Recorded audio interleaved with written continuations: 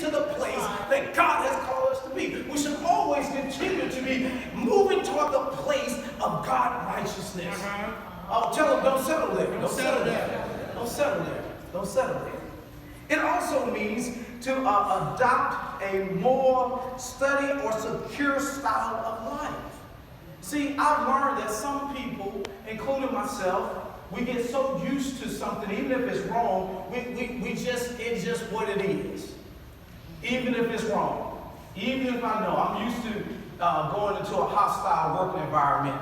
If you did it so long, you've been working up for so many years, you have settled and said, this is just the way it is. Amen. And it's sad if you go to a church and nobody like each other. Everybody on the right side like everybody. People on the left side don't like it. But we go to the same church and we'll keep going there. You ain't going to make me leave. My great-great-granddaddy been this church and we've been here for 100 years. I don't care how much I don't like you and you don't like me. I'm settled here. I ain't going nowhere. Wow. Sometimes it's time to leave. We get comfortable.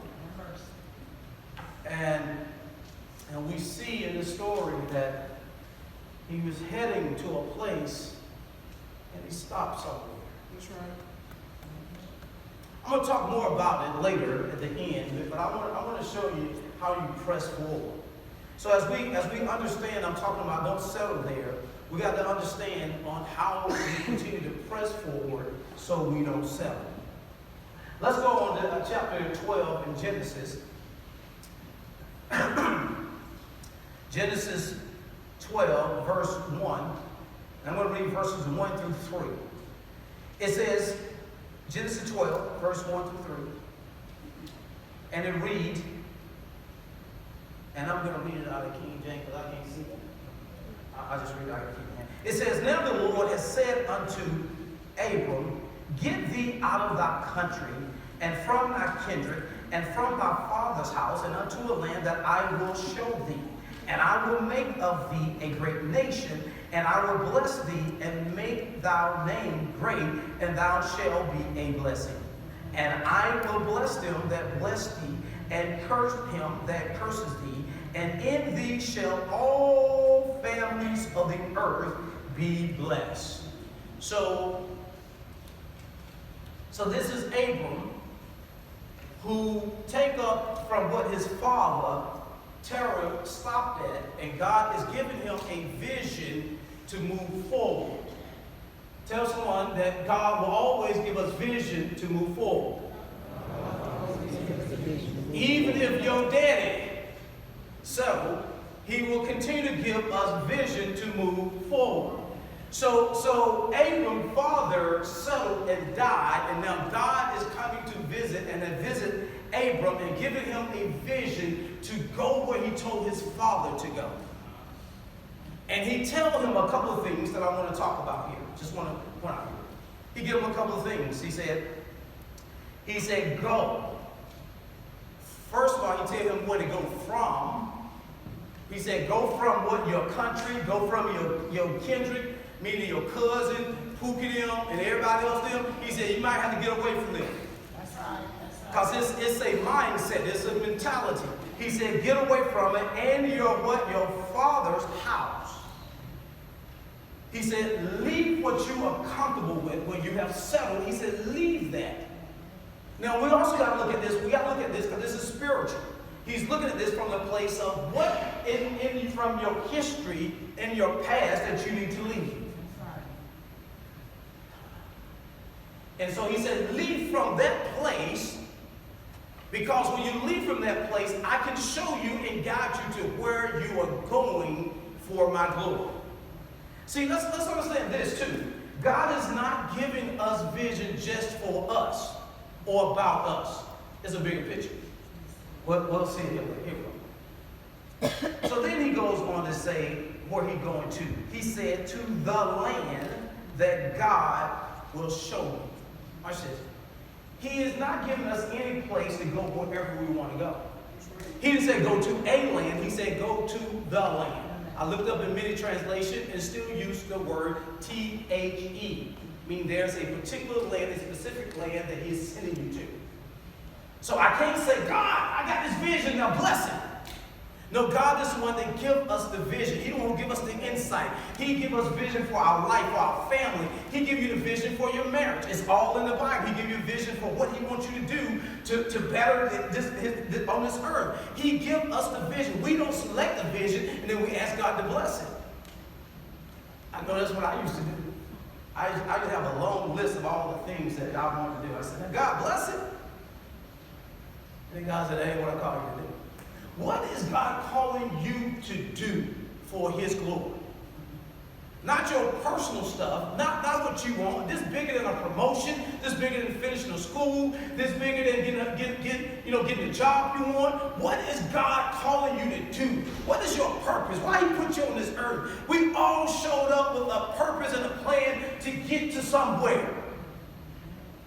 Y'all quiet up in this church. Right? There's a purpose in you.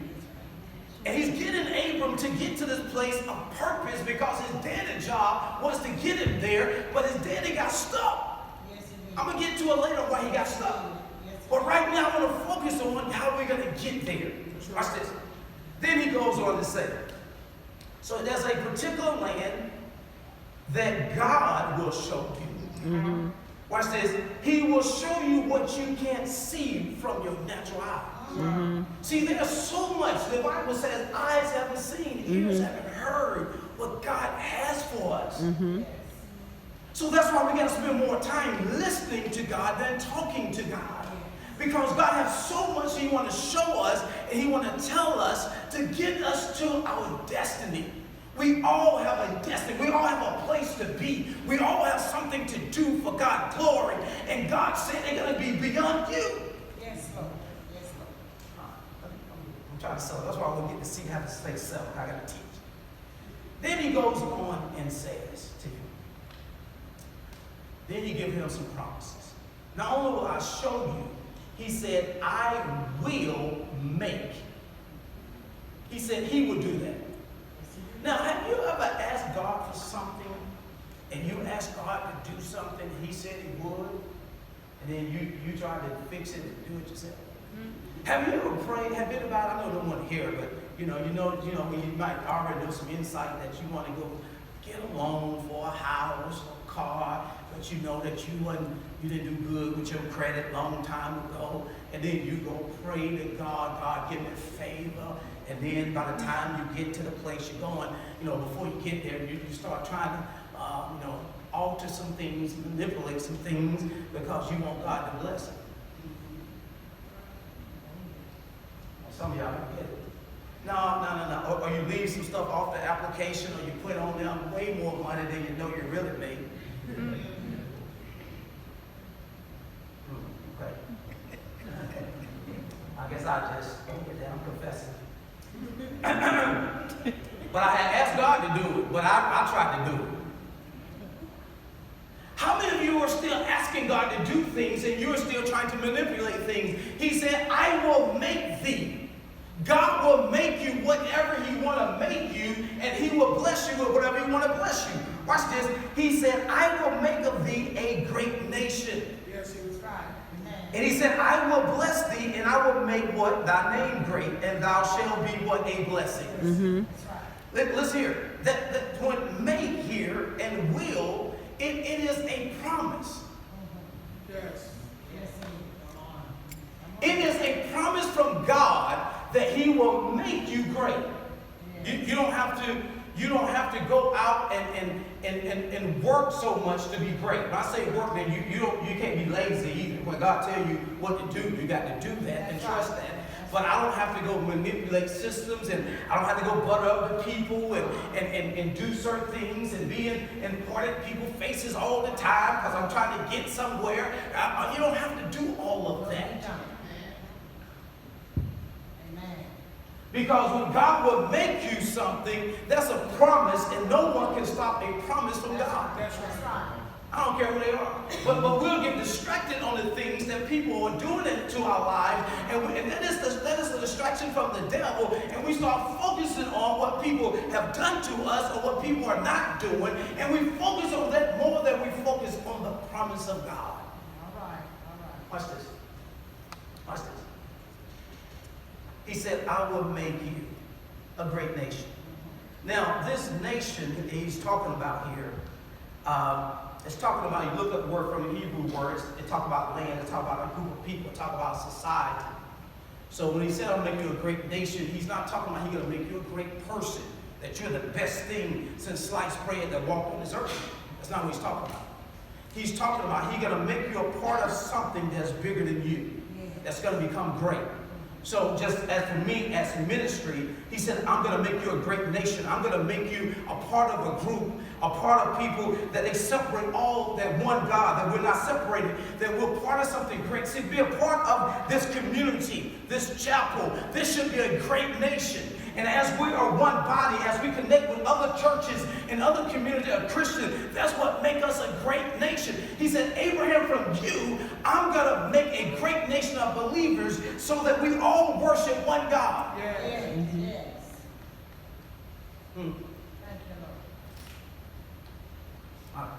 I got to teach before I get too excited here. So let's dive into something else he said here. Verse 3. He said, I will bless them that bless thee. Now, this is not talking about the car, the house. This is not talking about the new job, the promotion. I tell people, when you're blessed by God, that's like the wet with the water. Just ask for the water. This word blessing here, it means the empowerment, the favor of God. That's why I don't ask for promotion, cars. I don't ask for that stuff anymore. I just ask for God blessing to be upon me, to do whatever he wants to do in my life. I don't ask for stuff anymore. That just come with it. We get excited about that, like, man, God done bless me. Well, watch the second part of the verse. He said, I'm going to bless them that bless thee. He said, and curse him that curseth thee. Now, I want to talk about this for a minute, because I think this is part of our distraction. We get caught up, and when we feel that someone is coming against us or trying to do something to harm us or hurt us. This word here, curse, that first one, you understand that he's talking about to be slighted. Someone who is slighting you or not being a part of a great nation to do what God has called you to do. All right, so then he said, I'm going to curse them that what? Curse you. Watch this. What do you think that means? I know when I used to first read it, you mess with me, God going to get you. Anybody else thought that? Mess with me, God going to get you. And I want him to get you. Amen. He said, amen. We said more about together. All right. I used to want to get it, but I don't want to get it. Well, watch what he's saying, Gary. I'll teach you. This word curse here, it is a verb that means to bind. It means to bind to them and with an obstacle. It means to render powerless something that is coming against you, that came against you. It ain't even about the person or who have done whatever to you. It is about that whatever someone do to slight you, it has no more power in your life. See, when I was asking for that, when I looked at that bacon, see, she was getting some power in me because she slighted me. And so I had to get where I said, wait a minute. You don't have no power. That is no longer going to bother me anymore. I had to bind that up, bind those emotions up, and say, God, curse those emotions that I'm getting angry about my bacon. That's right. The curse is not to hurt a person. It is not to get someone. It is more about you, baby. It's more about what causing that person, that issue, that situation to get you down, to get you angry, to get you mad. What is it? He said, I'm going to curse that so it will no longer have any power to rule in your life because you are blessed, baby, to do what God has called you to do. See, it ain't about that person. It ain't about that lady. I don't even know that lady at the store. I'm always blessing upon her. See, those are distractions, but they are really within us.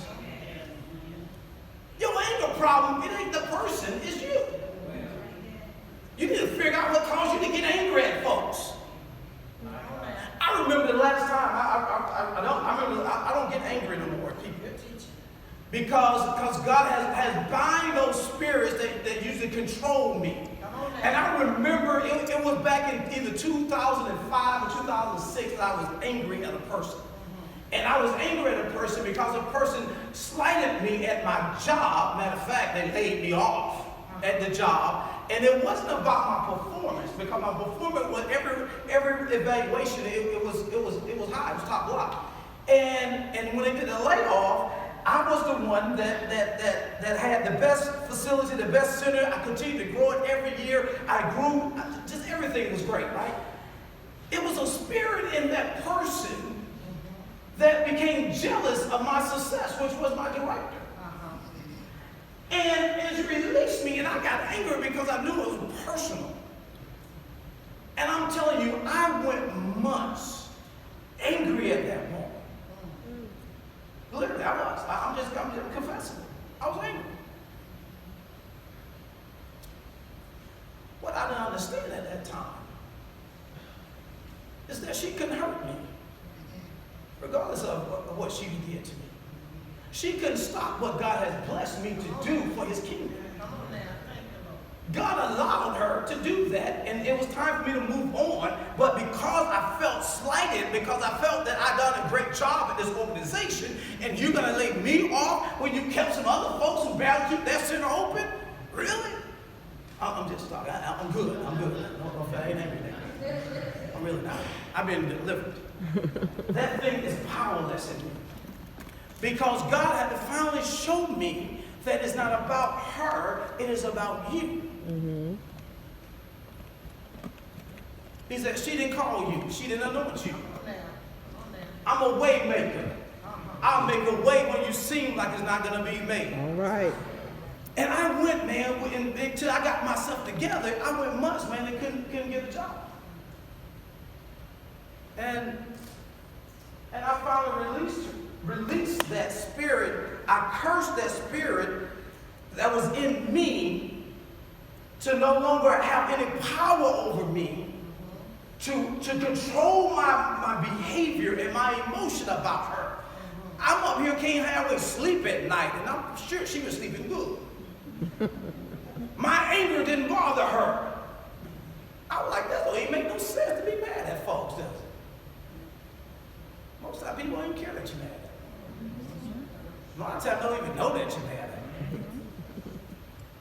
So why waste that energy? Because nothing is stopping me from doing all that God has called me to do. I went months, man, just jacked up, and couldn't really get peace in my life until I finally got this revelation that I'm trying to teach you today. That I understood that was a distraction to my next assignment. All right. God was trying to get me there. Because it became tough. Just like Abram's daddy, he was on a way somewhere and he got distracted. Yes. See, I was on my way there to where I am right now. God was trying to get me to where I am today, to be a chaplain in the army. Yes, I was comfortable at my job because I could do it easily, and God had blessed me, man, to lead and continue to increase whatever I put my hands on. And so I was kind of doing it, man, and doing almost like things in my eyes closed, but I was doing it that I enjoyed it. It was easy to me, and man, I got comfortable. See, comfortable doesn't always mean you're right where God wants you to be. I'm still teaching. I ain't preaching. I'm gonna get to that. I'm gonna get to that. Let me go back to something real quick. Yes. I'm gonna go back to the notes. Let me show you the big picture. So Abram, catch the vision what God is showing him that his daddy stopped. And if you keep reading,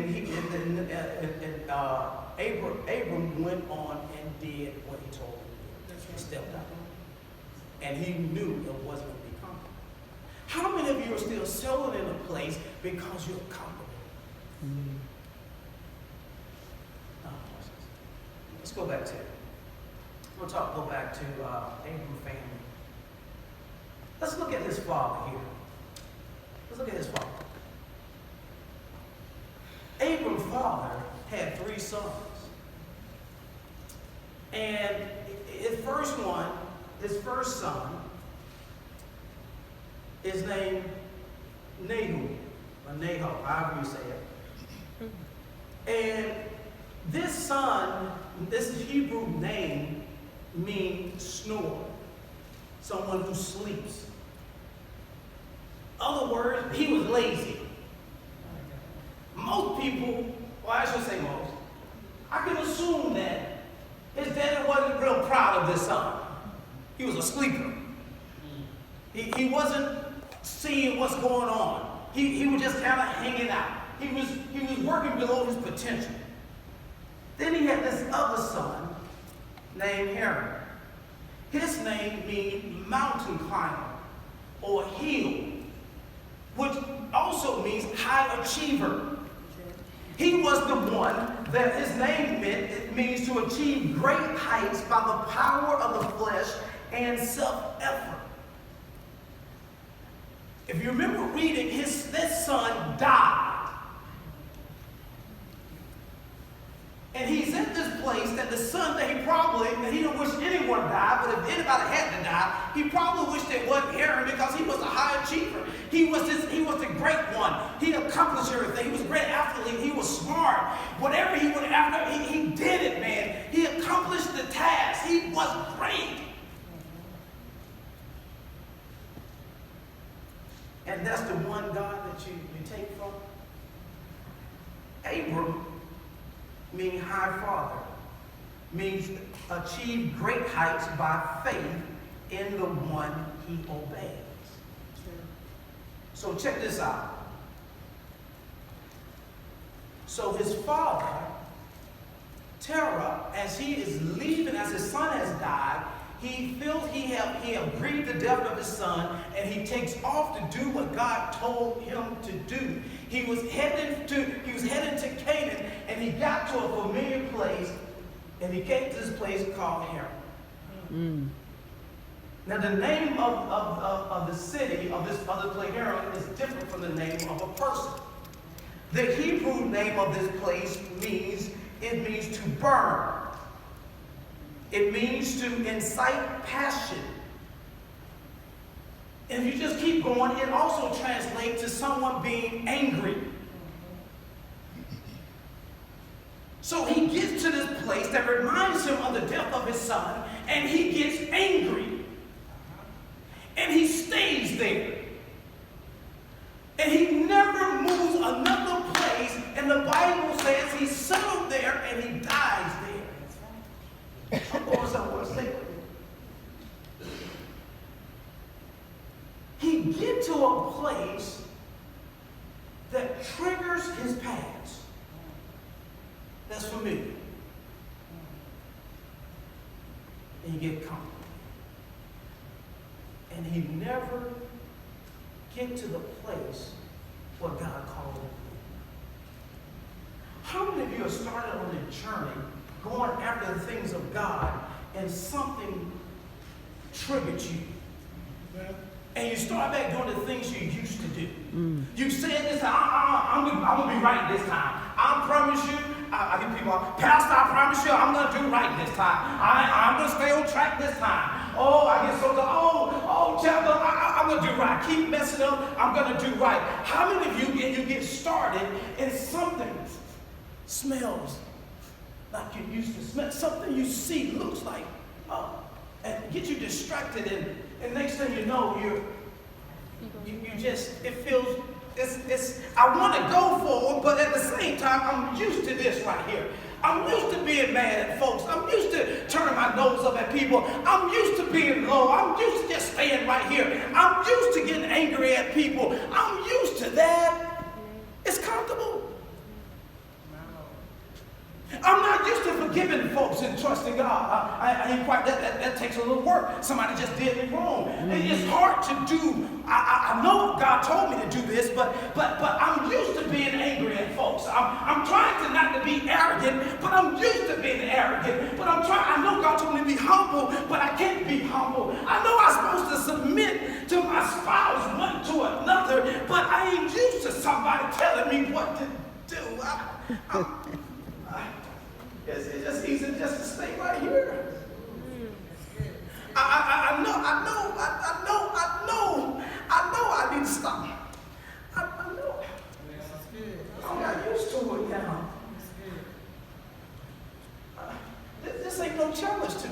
acting like this. That's right. But it's going to cost me to trust God to do this. What if I forgive them and they still treat me wrong?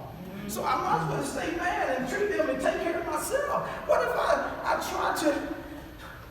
try to do what's right? And what if I don't try to do and manipulate the system to get what I want, to get my promotion, to get my spouse to do what I want them to do? What if they don't do it? I know this works over here, but this is gonna it's gonna cost me something. And he decided to say, I'm just going to sit right here. I know how this works. I know I can get angry and people run away from me.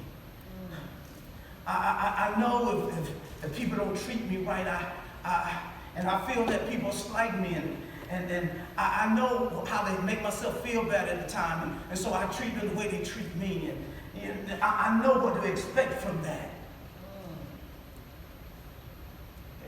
I just respond to how I feel.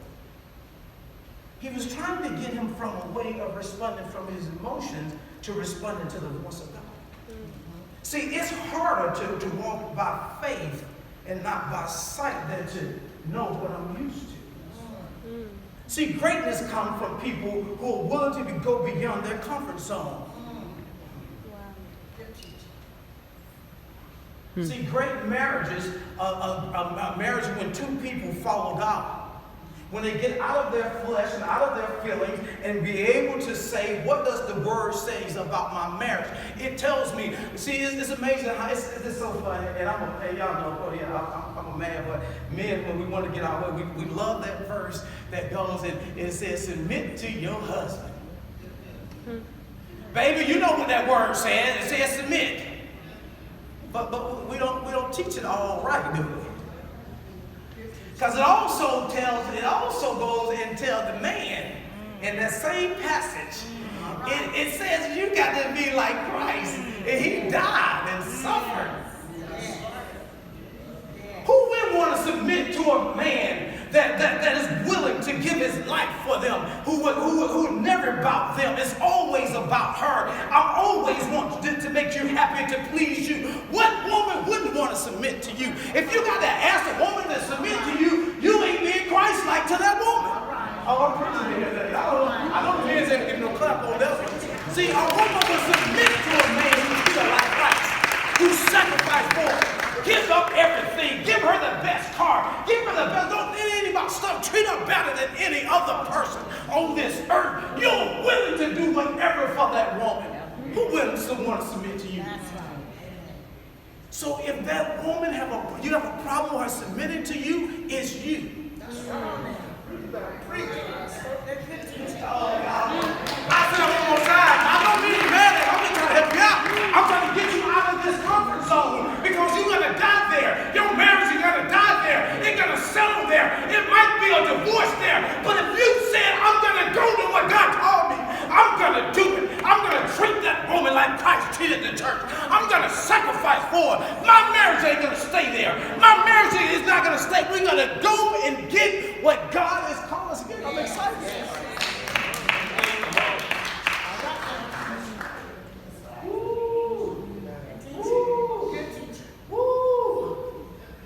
But it's comfortable to stay over here. I'm trying to quit. I'm trying. What have you settled for when you know it's not God's best for your life? What is it? You know that you ain't doing all you're supposed to do at your job. You ain't doing all you're supposed to do at your church. You ain't been all you know to do as a Christian. But you have settled there. Well, the Bible says you're going to die there. You'll never be fulfilled there. The only place we're going to be fulfilled is when we continue to move to God's promise. When we continue to go where God tells us to go. When we continue to do what God tells us to do. When we quickly leave those things behind us. We've got to continue. Leave all that hate and pain. Stop settling there. Leave all that stuff behind you, man. And God will show you a place that he's sending you to. Man, I'm telling you, this is how God is, man, how good. I was out the other day, 2 days, and I was doing land navigation, man. I was out, and I tell her, I said, man, I ain't been good at this since I've been in the military. And God said, you're going to get this. You're going to learn this. You're going to learn this land navigation. You're going to get your 4 points out of 5. You got to get this. And I was out there, man, the first day, and man, and it was raining, and I just want to have a pity party on myself.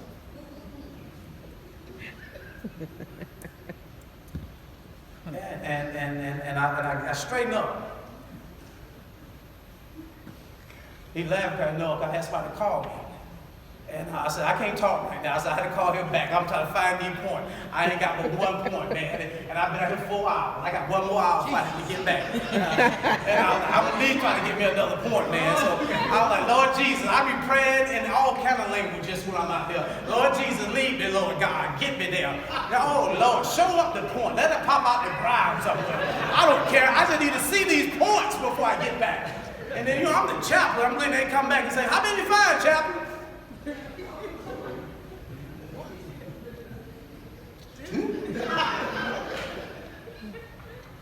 And I wanted to make excuses and say, well, if somebody didn't strike me, I probably would have found all 4 of them. But I didn't. And then my brother right here, he called me, and I called him back. He said, what you do? I said, he said, you a major out there doing land navigation? I said, yeah, man. I'm out here with the soldiers in the rain and the sun because I don't know how to do land navigation well. And then as I was going back, I said, God, what was that all about? I'm talking about, why the 5 2 points? And this is what he told me. As I'm walking back, because it's a long way back. Yes. Oh, wow. 5 hours out there running through the woods like I'm 12. And so as I was going back, man, the Holy Spirit started talking to me. And this is what he told me. He said, you plotted your plots.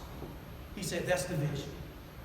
He said, you got uncomfortable, and when you start seeing everybody else leave and take off. Wow. And you got up before I can show you the rest of the plan. The strategy on how to get these points. He said, you took off and started running like you knew everything on your own, and then you stopped, and you start trying to figure out how I'm going to get to the first point. Then I spent an hour looking for the point where I knew I had it. And then I went again to another point. I said, forget this one, shoot. Maybe this point ain't out here, so let me go to the next one. And I get on my knees again, and let me figure out how to get to this point. And then I went to that point, I didn't find that point. And then I was like, oh, Lord, God, what's going on? I said, I'm going to go to the third point. 3 is for the Spirit, Father, and the Holy Ghost. I know I'm going to find point number 3. I get very spiritual real quick when things ain't going my way. So I go out in there, and then I was like, man, and I'm going. I don't ran, man. I'm probably about 7 miles in running. And I'm just so tired, and I'm like, oh, Lord. And I finally found a point. and I really didn't, I kind of found it. Okay, I'll tell you the truth. I already knew where that point was at. So I just went straight to it. I knew, I've been there before. I was like, I know which point it is. So I'm going to go get this point right here. I said, well, let me find one point that I never found before. And then I went and I found that one point. And it was like, oh my goodness. And now I got to run all the way back. And I found 2 points. And when I was going back, I said, God, talk to me, God. And that's when he told me, he said, you started without me. He said, you saw the vision, but you didn't get the strategy on how I want you to get these points. He said, come back tomorrow. He said, come back and do this tomorrow. He said, this time, stay focused to me. That's right. Do not leave until you know the strategy that I'm going to give you to go get your point. And so I did. Everybody was leaving. I've been there 30, 40 minutes. Everybody gone. I'm still there. I said, I'm going to trust you, but I ain't going nowhere until I get all this together. So I go through all of that, man, and I felt so much coming. I got up, and let me tell you, I never found a point in the dark either. It always be like I had to see them points for off. So I go out and I plotted, and I went to my first point. I went in the spot, I said, oh, it's right. I came back out, he said, keep going. And guess what? I went to walking, I pasted it out, did everything. Guess what? I found him. Y'all know what I did after that, right? I was so happy, I took off running. I'm going to go to the next point. And I took off running, I went to the next point. And man, guess what? I found it. And then I went to the third point. I went and I ran, and I got to the point, man, and I'm like, whoop, whoop, okay, I'm doing my pace. I'm doing pace 1, 2, 5, 6, 7. And I looked up, whoop, there go that point. I'm like, man, 3 points in a row. This never, ever in 26 years, this ever happened to me. I said, I need one more point to get victory. And so now I'm going for my last point. I got very excited. And then I go right into my last point, man. I had from that point to the next point, it was every bit about 5 miles I had to get to. So I ran and stopped, But I got there. And I got so excited, and my asthma was awful. I'm like, no, that ain't right. And I said, forget it. And I just took off running and walked in the woods. Got too confident. And I went looking for that point.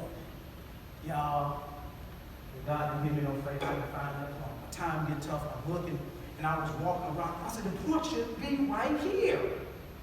And I kept walking and walking around. I kept looking at my map, trying to make sure I'm off, trying to figure this thing out. And I kept walking around. And then God said, you're on the wrong side. I'm wrong side. I'm looking at it, God. He said, put the map up. He said, I'm going to guide you there. I put the map up and I put everything up. He said, go on the other side. I walked over to the other side. I'm looking. I'm like, no point should even be over here. I'm looking. And I'm just looking. I'm like, it can't be because it's a hill. They don't put it on the hill. And I kept looking. And then he said, turn around. I turned around. It was about 300 meters. It was at that point way out there. And I was like, and I just took off running. Oh, and I'm thinking in my mind, I hope this the right point too, though. I hope you ain't messing with me. And I go through the mud and all that kind of stuff. I get up on the hill, I looked at my court, I looked at the point, and I was like, all that I said, Lord Jesus. God, you're awesome. I said, even when I was off a little bit, you guided me to the right place. See, when we don't get settled, man, God will, even when you do a little wrong or you're not quite right, if you just don't settle, man, and you keep trusting God, God will get you to the point that He's trying to take you to. I didn't get down in this place, man. I didn't get down. I just kept saying, God, this is your will. What are you keep settling for? And you just said, I can't do it. I ain't good enough. Or whatever it is. What did you say? It's just going to be like this. And God is saying, I need you to continue to press toward the greatness that I have in you. See, there's greatness in you. There's greatness in you. And God wants us to continue to follow and go after His greatness. Because He put you here for a purpose and a plan to do greatness on this earth. And there's going to be many distractions in your life. And the biggest distraction is ourselves, our thinking, the things we've been through, the things we've seen. I can't do this. I've been in the military 26 years. I ain't never been good at land navigation. I've always failed land navigation. I got comfortable in that place and settled in this place. But now God said, rise up. He said, go learn it. Get out there with those young guys. Learn how to do something I told you to do. Don't settle there. What are you settling in that you're going to die in? Are you willing to die with an average marriage? Are you willing to die with an average career? Are you willing to die to be an average father, to be an average daddy? Are you willing to do that when God didn't call you to average? Oh, Lord Jesus. Oh, Lord Jesus. Don't settle there. Look at somebody and say, don't settle there. Don't settle there. Because wherever you settle at, you're going to die. See, you got don't be like Abraham daddy, that he got angry. That anger overcame him, that he refused to go any further. Some of you have given up on relationships because you are angry at the person. Some of you have given up on your career because you are angry at somebody. Some of you have given up on your kids because you are angry at somebody. But don't settle there. Don't settle there. Don't settle there. Don't tell somebody, don't settle there. I know it wasn't fair for him that his son that was a high achiever to die. I know that didn't seem right.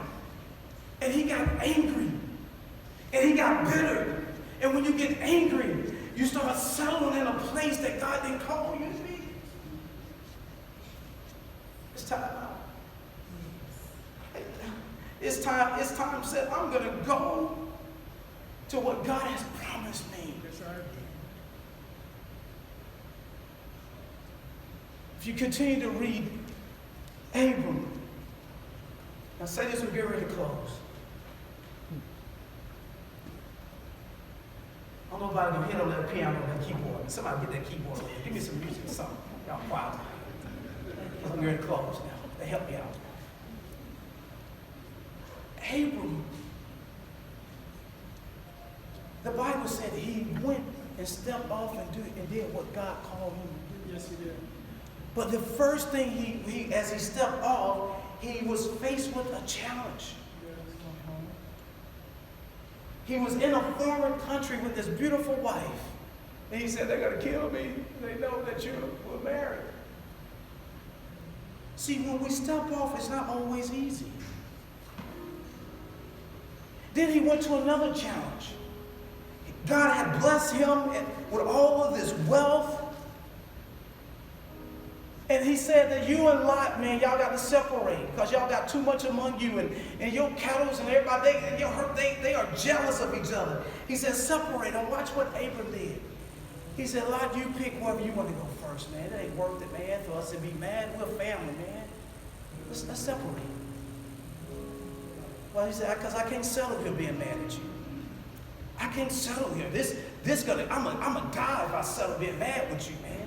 He said, I can't do it. Faced with another challenge. And God said, I got to promise that you're going to be the father of many nations. Who, me, God? I'm old, God. And the wife laughed because she was younger than him.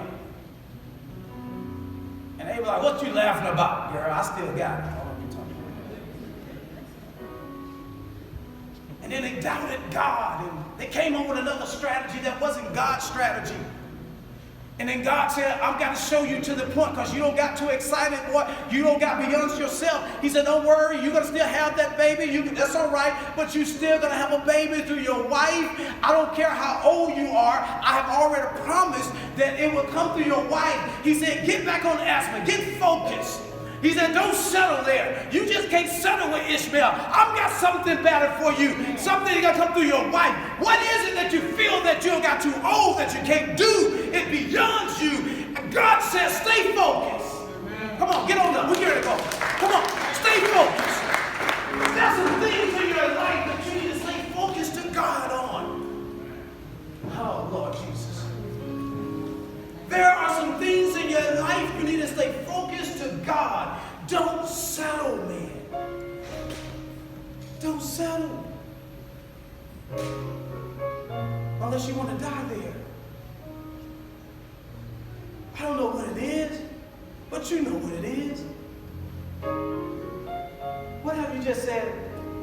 Just the way it is. Just the way it is. I'm not going to pursue it.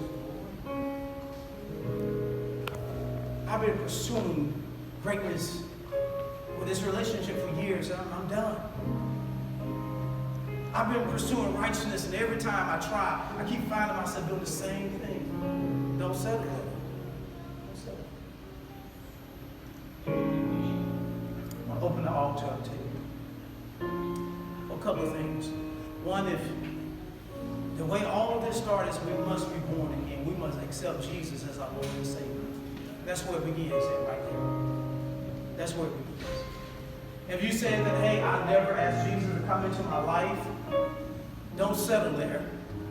Ask Jesus today to come into your life. You ain't got to be right, get it right. If that was the case, none of us would be saved.